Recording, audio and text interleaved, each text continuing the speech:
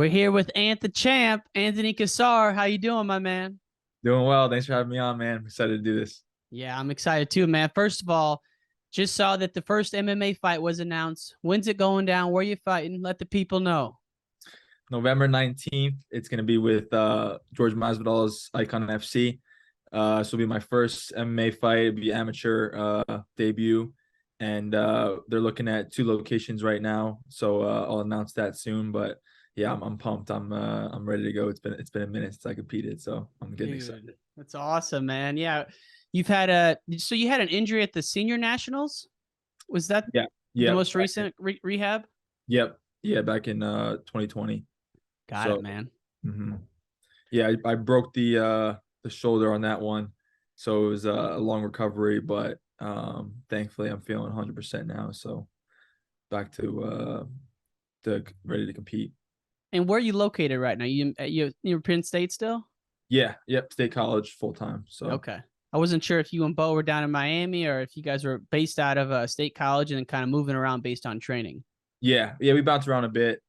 Cali sometimes, Miami sometimes. But yeah, American Top Team Happy Valley is home base. Nice, man. Yeah, that facility there is awesome.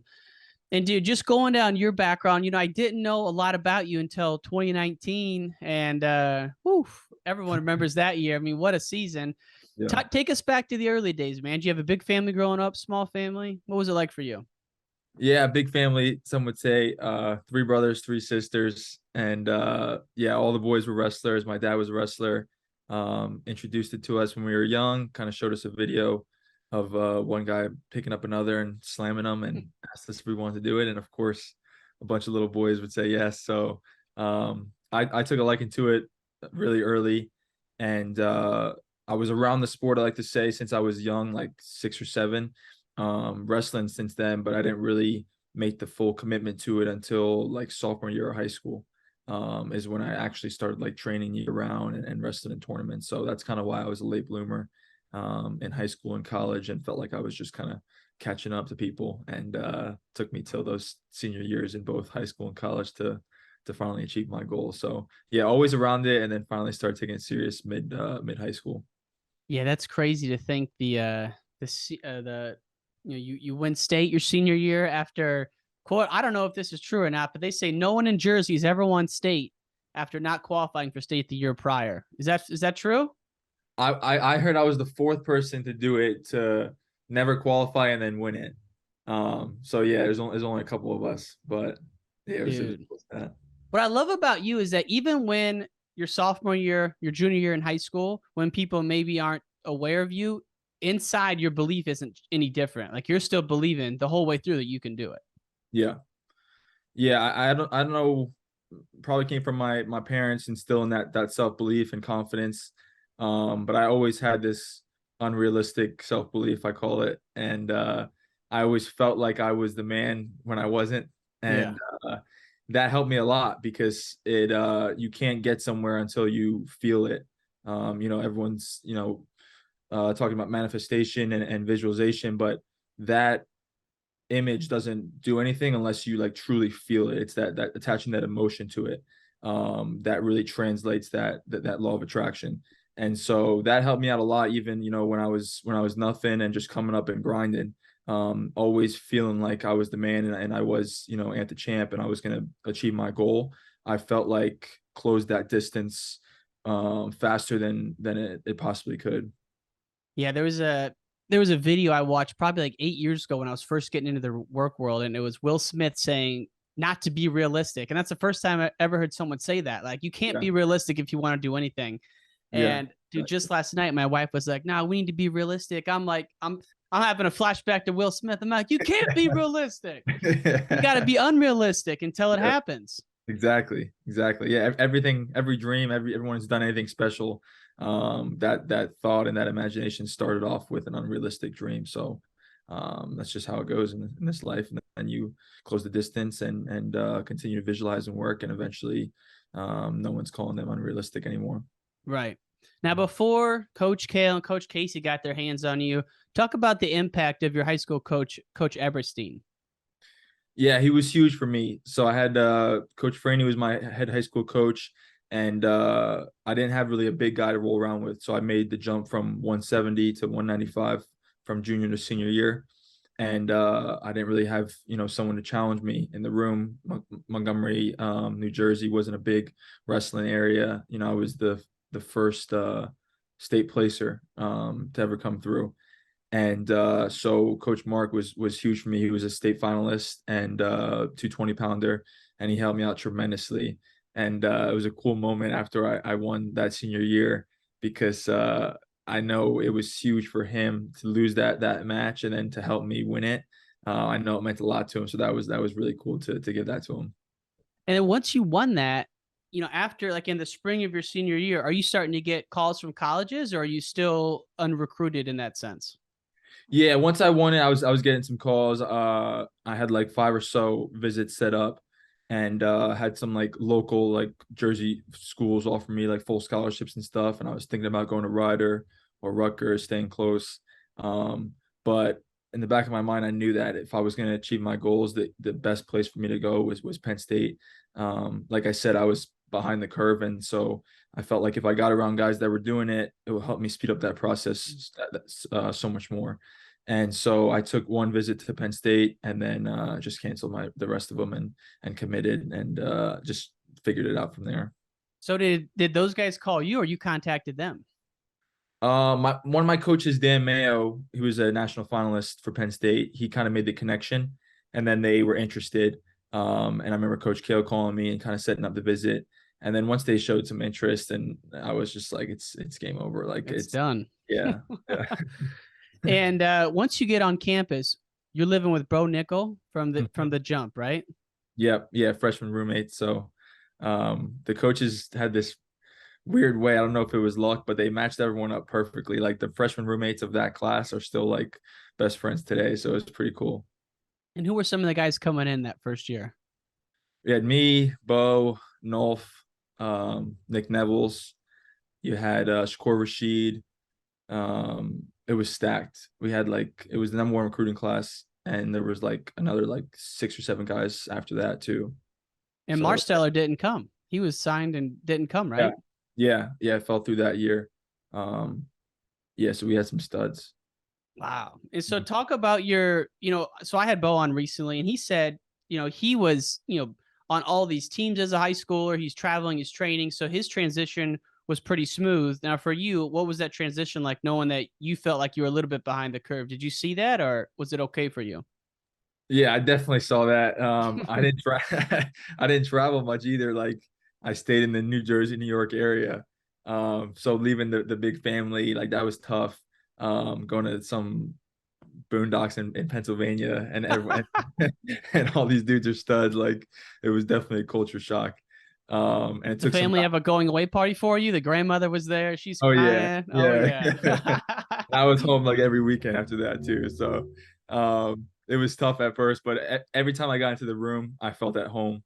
And a few months in, I would say I started like feeling like myself again, and started learning the ropes. But yeah, coming in with at that point too, there was like Morgan McIntosh, David Taylor, Quentin Wright, Ed Ruth. It was like all top notch dudes. So it was like great to get right in the mix.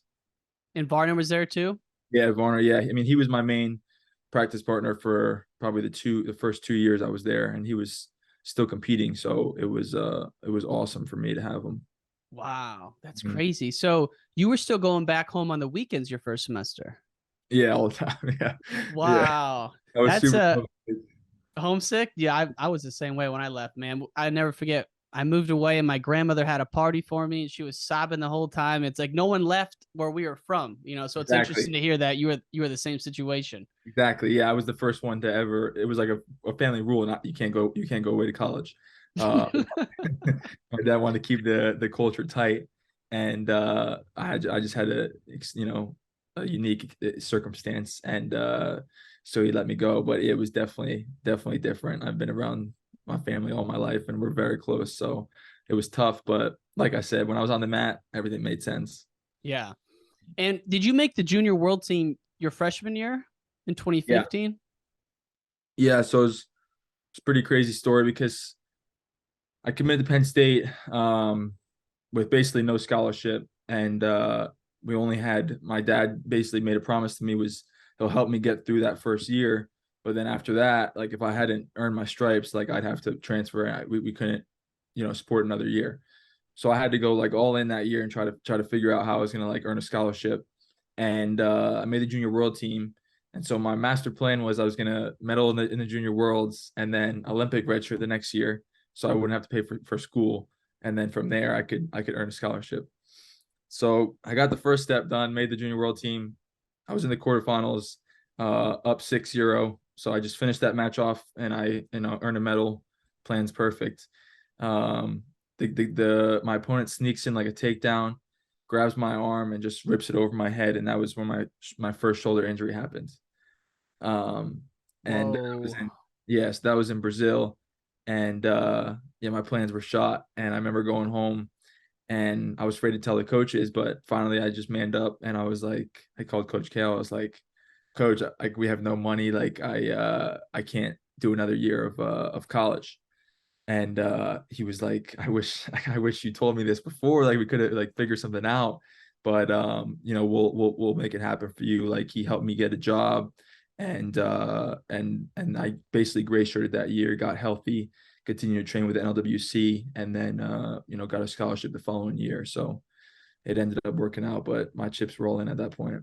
Wow. So you had not only the injury, but you had some financial hardships as well there on your mind during that time.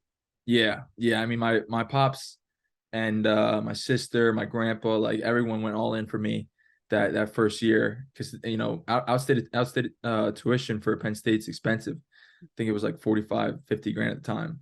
Right. And so they all went all in for me. And then that second year, yeah, we had nothing left. And so thankfully the coaches like stuck with me, and we basically just figured out a plan. And then the following year, I was back. So you didn't go to class that second year just so you could save up and work? Yeah, exactly. I just worked and got healthy, and yeah, that was it. So what kind of job was Anthony Cassar working back in the day? It actually was a property management position. So there was an alumni. His name's Chad Dubin, who is pretty successful out here with real estate. And so I worked at his property management company. I would train in the morning and then go into work and work the phones. It was like me and two other women that worked the phones for the property management company. And I'd work there a few hours and then go to practice. And so yeah, he hooked me up too. But it was a good learning experience. Man, that's cool because you're learning real estate at the same time. Exactly. And I fell in love with real estate a few years later. So it actually worked out. I learned a lot from that position. And so when did you have, so that's 2015, 2016. When did you have kind of the come to Jesus moment, April 2017? Or like what caused that to when you switched everything, you switched your diet? Well, take us through that journey. Yeah, so my first couple of years of college, I was working my butt off, but I was not doing the right things outside of the room. I didn't really see the connection. Like growing up, it was, kind of you work hard, you get your stuff in, and then you go enjoy yourself. So Work hard, play hard. exactly. And that's good, but it's not a long-term play. And I remember just kind of having a revelation that year in 2017 where I just realized like, hey, I'm almost 3 years into this and I'm not even close to achieving my goal. And so I like really need to tailor everything in, and the coaches have been preaching that since day one, is all the little things is, what add up to the big moments. And so right when I made that decision to where I was going to tailor everything in my life towards that goal, eating, sleeping, training, not going out on the weekends, and just being 100% all in. It really changed everything for me. Like it was a matter of months when I started seeing my progression just going from like here up and down to just a straight incline. And from there was like maybe 6-7 months later that I had that great year at 197, and missed the spot for nationals that year, but that led me into the senior year where everything kind of came together. So yeah, making that decision to be all in changed everything for me. And did you have a second injury after Brazil before that, April 2017? Yeah, so I was it was Brazil, and then exactly a year later I was wrestling at the junior nationals to make the world team again, and it was like my second match, and I re-injured the shoulder. So it was like injury, financial hardship, injury, and then made that decision, and then once I made a decision, everything started coming together. What? So you make the change, and I've read Bo Nichols say that you didn't miss a diet, you didn't miss a workout, even when this was kind of a lonely journey for you on the rehab. But like, so what was the change? Was it sleep? Was it diet? Talk us through that. It was all that. Yeah, I mean, it was just looking at everything that I was doing and making sure that it aligned with who I said I wanted to be. So if I say I want to be a national champ, I can't be getting 6, 7 hours of sleep at night. If I say I want to be a national champ, I can't be going out and drinking and going to parties on the weekends. If I say I want to be a national champ, I got to make sure I'm getting in my 3 to 4 meals at the time, and making sure it's all dialed in nutritionally. So it was just everything I did, everything I thought, and everything that was going on in my life. I wanted to look at, and someone could be like, all right, he does want to be a national champ. And so during this process, are you one of those guys where you never have a morning where you don't want to do it? Or are you like the rest of us normal people where you wake up sometimes and you're like, man, I don't want to do it today? And if so, how do you get through that? Yeah, definitely. I think there's less of those when you have a goal that you're like extremely excited about, something that, makes the hair on your skin stand up. Like those kind of goals, I think can prevent a lot of those days. If you don't have a goal like that, you're gonna start realizing more and more like, you don't want to do this, you don't want to do that. But that high aspiration can like pull you through a lot of that and like make you not even realize it. But there's along with that, there's still 100% days where I would wake up feeling sore and tired and not want to move forward. And I just have to remind myself why I was doing it. And like I said, going back to that image and visualization of like that moment of me being on top is usually what, gets me out of bed and gets me to work. Dude, I love it. Hey, give me 1 second, boss. The lady just handed me our food order for the day. Give me 1 second here. I'm gonna go with the. I'm gonna have leftovers. Yeah. Yep. I'm good. Cool. All right, I'm back, dog. We'll cut that out. But no, that's and like you have the excitement of the goal, but also, man, you are like around some of the alpha predators of the world, and they're all doing it. It's like that has to have an impact too. For sure. Yeah. Yeah. I mean, your environment's going to play a huge part in it. And that's the reason why I chose Penn State is it's hard to slack off. And my goal was to not even just match the level of those around me, but like David Goggins says, like become Let's uncommon go. amongst uncommon people. It's like, Bro, you talk Goggins, you get me excited here, man. yeah, There's at yeah, least 2 to 3 Goggins videos a week going back and forth between my brother and some of our friends. let's go. He's ridiculous. Yeah. Um, and so you mentioned that year, I don't know if with your junior, I don't know when it is for you, but to me, it's like the year before you won. Would you consider that your junior year? Yeah. Yeah. You can say, Okay, all yeah. right. Because dude, I read an article after you won. It's like he's got 2 more years. I'm like, two Yeah. more. Yeah. So, dude, that's a crazy year because this is the year of the epic team race between Ohio State and Penn State, and Mm, that dual meet was hyped. It was yeah. crazy. You get the nod versus Colin Moore, #1 at the time. You take out Colin Moore, bro. Mhm. What was the energy like in Rec? Was it Rec Hall or Bryce Jordan? Yeah. It was right.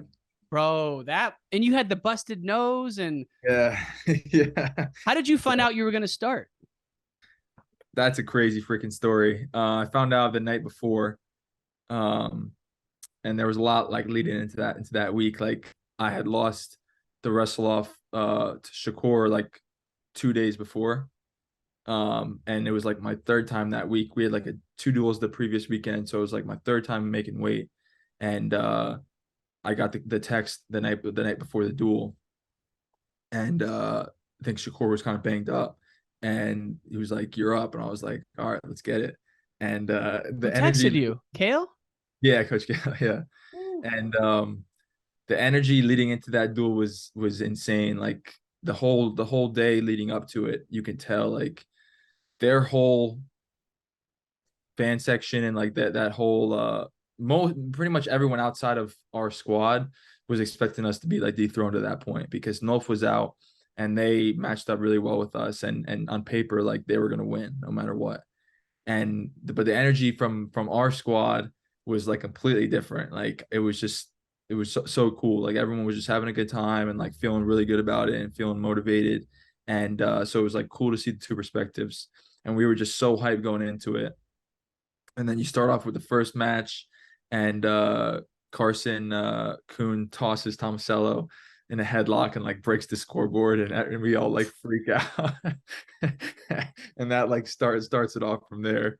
And then every single person like did the best that they can do. Like they all, if they can get a pin, they got a pin. If they could not lose by more than a major, they did that. It was like really cool to see everyone just step up and like, because we needed everyone to do their absolute best that they can offer. Right. And then for my match, yeah, I just remember the score was like it was if I lose, like the duel's over. And Against the number one guy in the country, folks. yeah. Yeah. And coming off that crazy week, and my body was just shot, but I was just like full of that spiritual energy from like the crowd. And yeah, I ran out there to the theme song for the Jersey Shore soundtrack. And Yes. was ready to go. And then yeah, just played the match smart, and I'm getting the dub. But then the crowd, the arena went insane. And then Neville's gave Snyder a good match, and we won the duel. And that was like, yeah, that was for sure the best moment. Bro, Buckeye broken hearts galore that day. Yeah. They were, because I forgot that Nolf was out, because even with Nolf in at the Nationals, it was going to be a dogfight. But Exactly. that dual meet, okay, you're bringing me back now. Wow. Yeah, it was insane.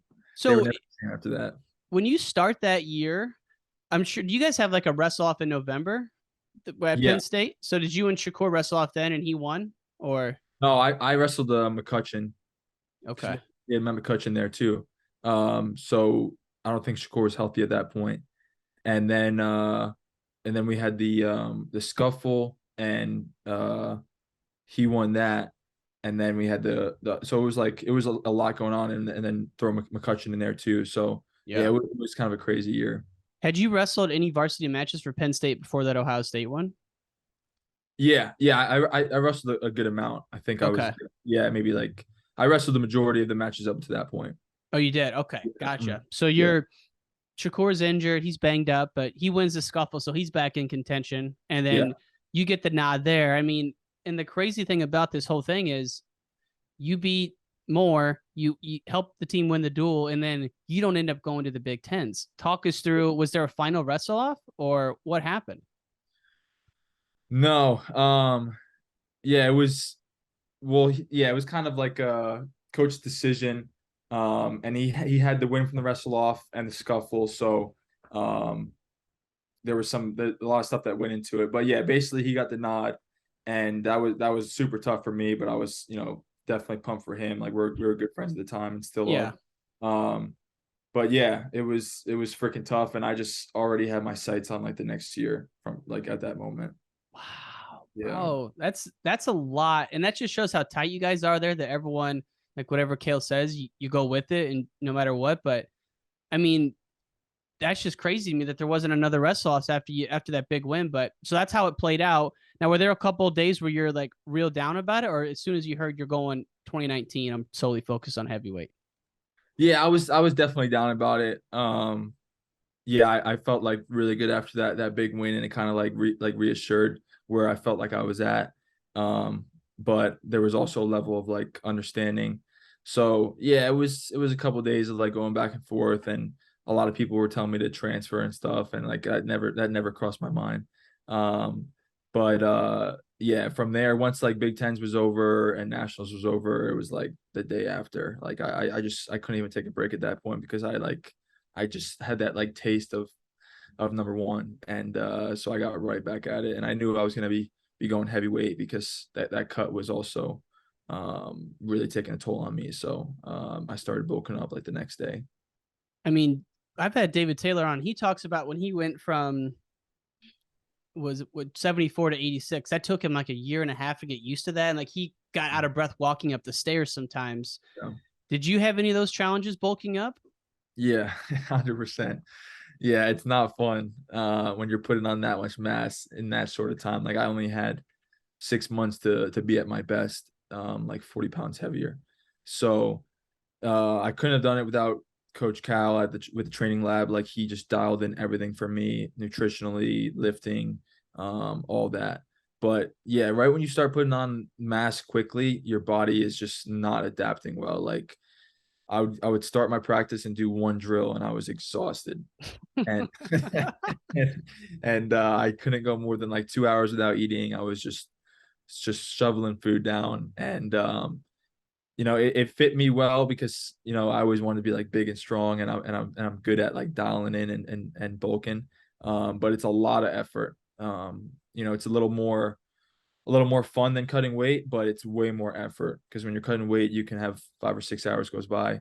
You didn't think about food and it's good. But when you're bulking, you're constantly thinking about, bulking of what you're putting in your body. And so there was probably up until like the season started, I was feeling like trash, but I would just push through, like, and that helped me through the season because I was feeling so bad at that point and I was still getting in all my workouts and working hard, that once I started like adapting, my body was just like ready to go and I could push through anything. And you have that quickness of a lighter guy too. Like Yeah, you're like as you see guys move up, if they wrestled at lower weights and have mobility and hit those leg attacks, it's a whole nother kind of speed you're bringing to that weight class. exactly. Yeah, I had the feel of wrestling at the lower weights that most heavyweights just don't have. So I could scramble and be quick, and that was like a huge advantage for So sure. how much weight do you think you actually gained? Do you think you put on like a good 20 or like a good 40? Like from like when you weren't cutting to 197, you like 215? Yeah, yeah. So like 215, and then I got up to like 240, and then my as the season went on, I started losing a little bit. So then I leveled out at like 232, 233. So uh, Wow. yeah, So what is that diet? Is it chicken and rice? Is it steak? all that. Yeah, Yeah, just just a everything. lot. Yeah, it's just a lot of all that stuff. Like very similar diet to what I was eating at 197. But then just like the quantity goes up tenfold. Uh, when you first start to bulk up, you gotta like consume pretty much as much of everything because you want your frame to build up. But then once you like get to competing, you gotta dial it back into like healthy, but it's just a lot of calories. Yeah. And are you someone who does like the sweet potatoes and the brown rice, so you don't do any carbs? Yeah, yeah. When you're bulking, yeah, a lot of carbs, a lot of sweet potatoes, white potatoes, rice, quinoa, fruits and vegetables, all that stuff. So yeah, you have to, or you'll lose your muscle. And you mentioned Coach Kyle helped you out with that. We've talked about him a bunch in this podcast because back when Aaron Pico was out in California, watching him do some of those workouts, it's like that man is sinister what he does to people. Like he is A good word. next level. So did you actually start going out there and training with him during college or only after college? Yeah, Like well, to the garage? I didn't go out to the garage until yeah, probably towards the end of college. But I started working with Coach Cal like my junior year, sophomore junior year, and I just took to like everything he was saying. I loved it, and we grew closer over the years, and I just like ate it up, and each year got more and more progressive with all of his stuff. And then I started going out to the garage and learning about that level. Oof, Yeah, man, that bike yeah, is, the oof, my killer. God, And he doesn't mess crazy. around, especially when we're just going out every now and then. He wants to prove a point, so we're in there for hours, and he's just killing us. But I love it. Man, that's Yeah. crazy. So you start the season, um, 2019. You're one of the top guys all year. Of course, we have the great Gable Steveson is in the background. He's looming around. Big Mhm. Tens at Minnesota. Let's go. Your first time scrapping with Gable. Did you ever wrestle him before that? Mhm. No. Wow. What was the feel like the first couple of periods? I felt like he was big and strong and quick. But I also felt that way, and I felt like we were kind of feeling each other out. And and it was nothing crazy. I was just kind of waiting for him to do what he had been doing to everybody else, and he wasn't striking too much. And then he got a good takedown, and by that point the match was like towards the end, and I was able to get one in like with a minute left, and secure the win. And that match was more of us kind of getting a feel for each other. And then the following time we wrestled, he came out hard, and Oh, the semis. He came out double underhooks. Dude, yeah, yep. That was yeah, fun. pushed me all around. So for people listening who don't remember this, at the Big Ten Finals, you give Gable his first loss of the season. You have one loss, so you're right there with them. And yeah, that match, dude, double leg, about 15, 17 seconds left, and you rode him out. Like, Yeah, and he kind of stood up with 2 seconds left and almost like quit wrestling with like a second left. So, you're watching that from afar thinking, okay, yeah, something's going on here. And then you get to the nationals, and I don't know how this happened, but you guys are on the same side of the bracket. yeah, That's crazy. yeah. It was well. And in that semis match, the ref gives a crazy stalling call right away. Yeah, I think it was warranted. It was kind of pushing me all over the map.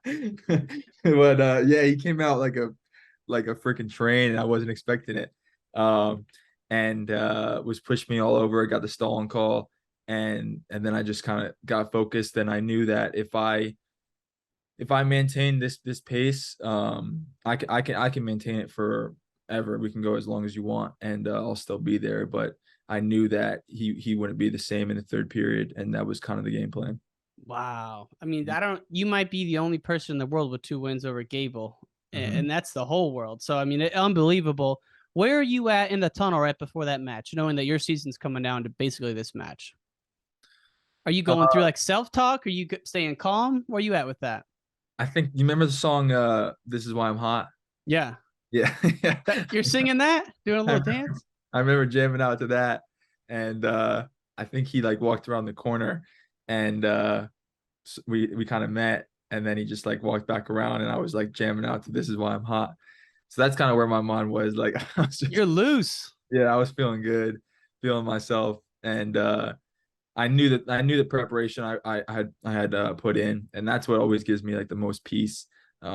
Is just like reminding myself what I did to get to this point, and that no one did more or was more dialed in, and that's what really just frees me up. And then just the rest, just trusting to God in the result, and that just freed me up to just feel good, and then lock in when it's time to lock in.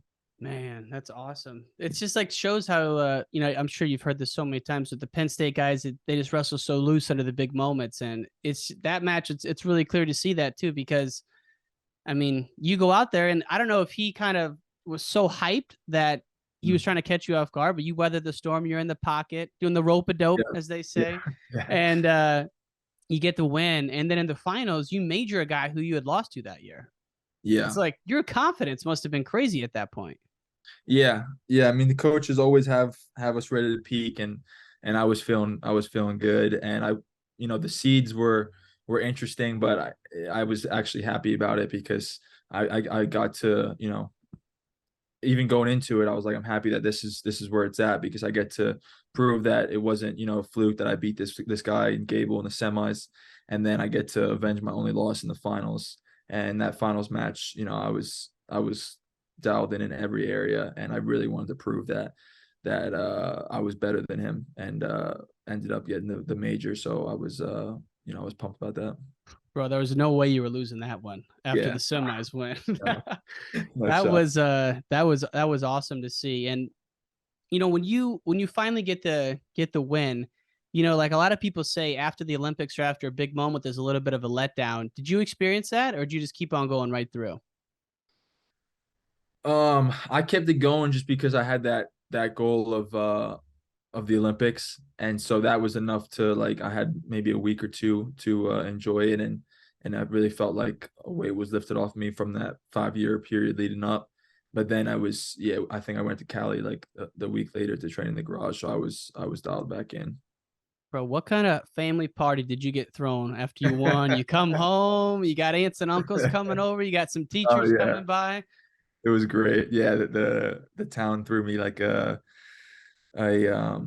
huge party and had the whole family and Long Island jersey. It was great. It was great. It was great to give them that moment too, because I brought them a lot through those years too.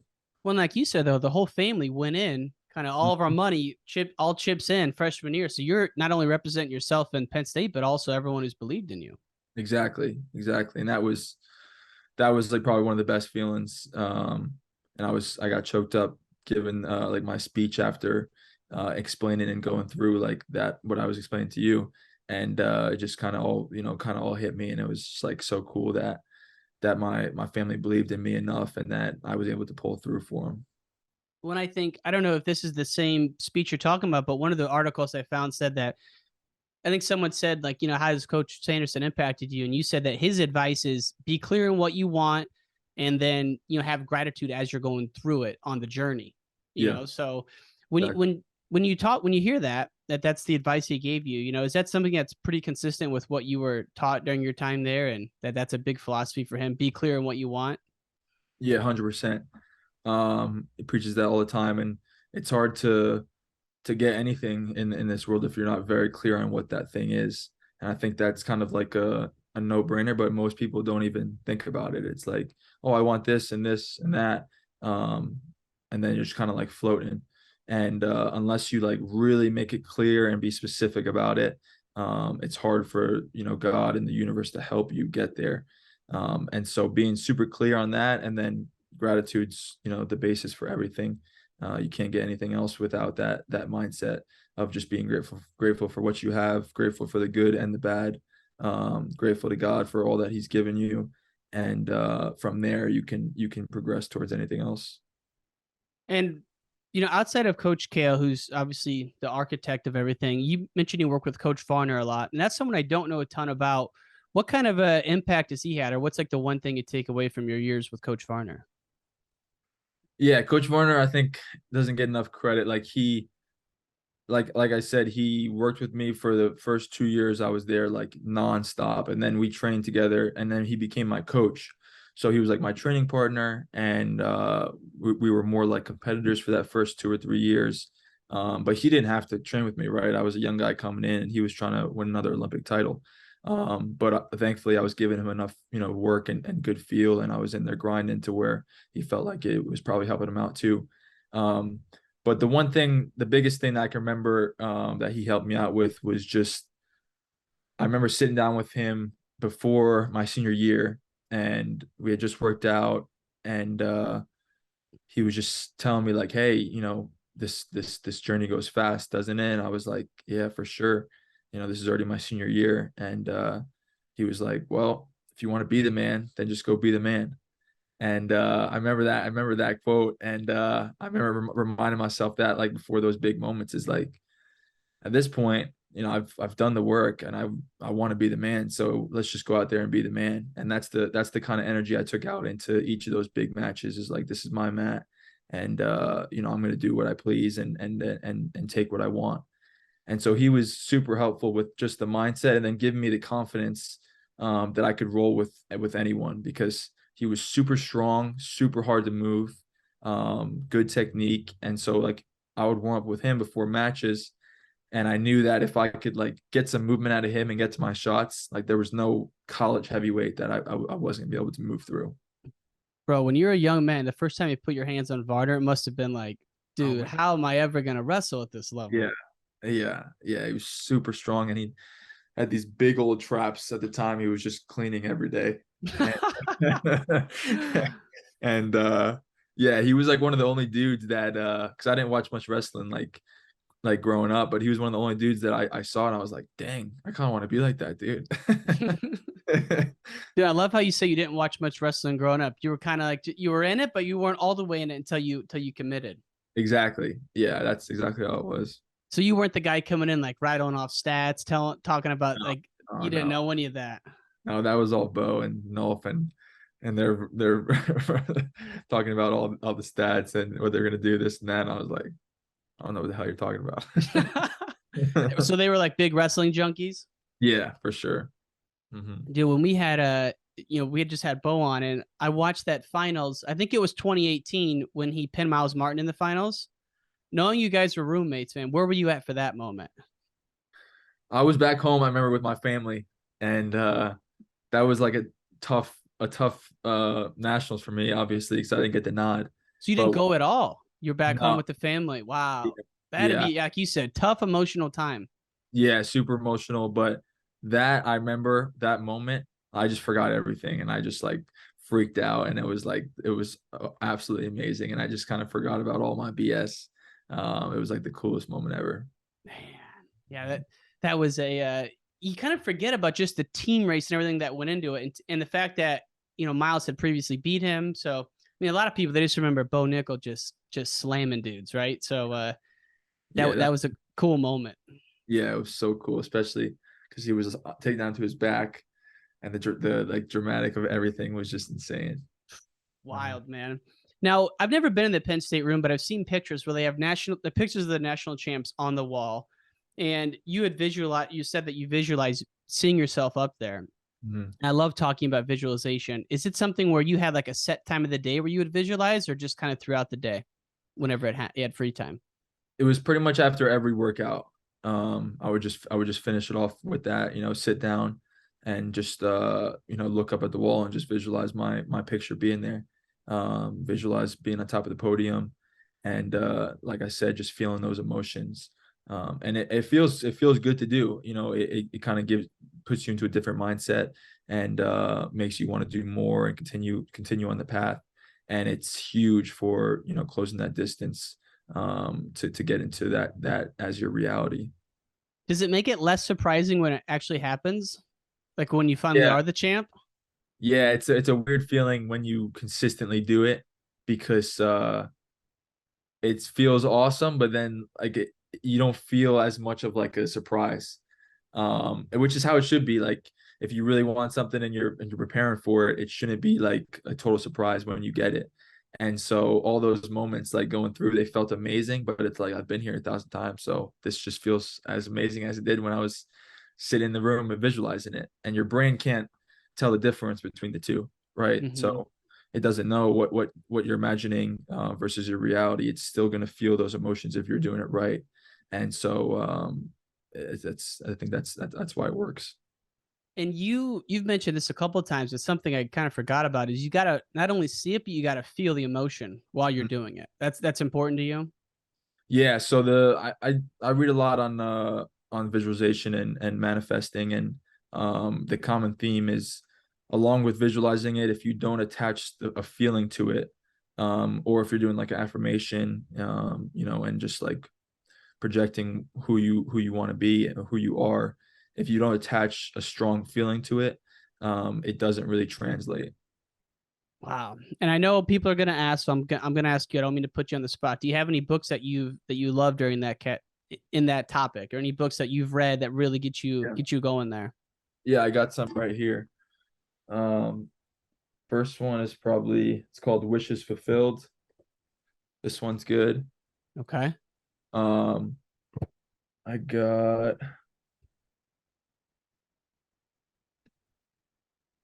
a few. I've That's heard probably, you mention chop wood, carry water. Chop Wood Carries Water is a good one. I like this one, Grit by Angela Duckworth, is a good one. Um, yeah, if you just search up affirmations and manifestation and law of attraction, that kind of stuff, um, some really interesting things there. Some people see it as kind of like a out there of voodoo, but there's some underlying principles that if you really focus in on, are huge. I just started using this one. I just got this one. It's like a kind of like a journal, but it's called Project 369, and Perfect. it's like a manifestation type journal. So yeah, I like all that stuff. If it helps, why not? Yeah.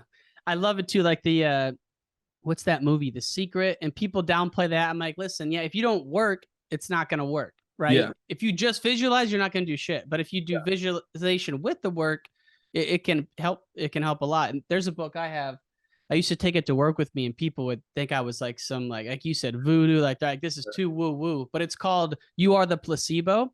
Okay, And in I've this heard that. book, it goes through like several examples where like 5 people had torn ACLs, 2 people had the real ACL surgery, 3 people had a little cut on their knee, like were given a cut but no actual surgery, and somehow the knee was still healed. Now listen, I used to tell this story in the office and people would think I was a lunatic and that I was like buying some like pyramid scheme book, but this book is really solid and it's along those lines, and it's just like, man, there's a lot of power up there. I don't think we know how much power is in the mind.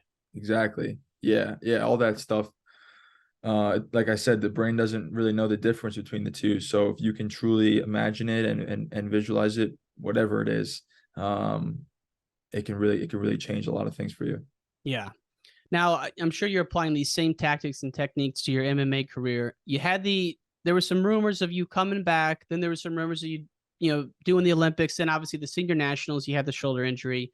That's when you bowed out of wrestling. Now you're fully focused on MMA. How did you decide to go with American Top Team? So, Bo was kind of the first one. He developed a relationship with Dan Lambert and our manager, with first round Malky Kawa, and those guys. I ended up meeting them, and we all hit it off. And they helped Bo start the gym in State College, and it just kind of all fell into place. Like it just made sense. And Dan was super passionate about making a gym out here for us to kind of have the flow of the wrestlers and really make American Top Team like the top team. And we just bought into it, and they helped us with getting coaches and setting it all up for us. So it was kind of a no-brainer at that point. They just kind of committed to us. Wow, it's awesome. And like you see that gym next to Penn State, you're like, that's Yeah. going to be a breeding ground for champions for Oh yeah. years to come. What's Yeah. your what's the day in the life look like for you these days now that you're fully focused on MMA? So we're usually training in the morning there every morning. Around 9, we'll do MMA training, whether it's boxing, jiu-jitsu, Muay Thai, all that. And then I'm still going over to rec hall and training with the NLWC and the college guys pretty much every day. Oh, Uh, you are? yeah, yeah. So I'm still part of, Wow. yeah. So still with NLWC, and I got back, wrestling a couple months ago once I was fully healed. And so yeah, in there every day, whether I'm lifting or recovering or wrestling. So that's pretty much the 2 sessions. And then other than that, it's just recovering and getting ready for the next day. Real estate mogul investing, plan your world out. So you said something very interesting. You're back with the Nittany Lion Wrestling Club. Does that mean when you're working out, like you're doing like the rest of their workout, you're going through it all? Or are you doing like a side workout with gloves on? You're kind of making a hybrid approach. Or are you going full freestyle when you're in there? Yeah, just pure wrestling. I think Wow. a lot of the top wrestlers that have gone to MMA have gotten away from their wrestling, and it's easy to fall in love with striking. It's fun, and I definitely want to sleep some dudes. But I think it's a mistake to get away from the pure wrestling, like the guys like Khabib and GSP and a couple other guys that stick to the pure wrestling. I think dominate really well because it's hard to match that and like imitate it in a fight. And so I definitely want to keep that skill and make sure I can still dog guys if I have to.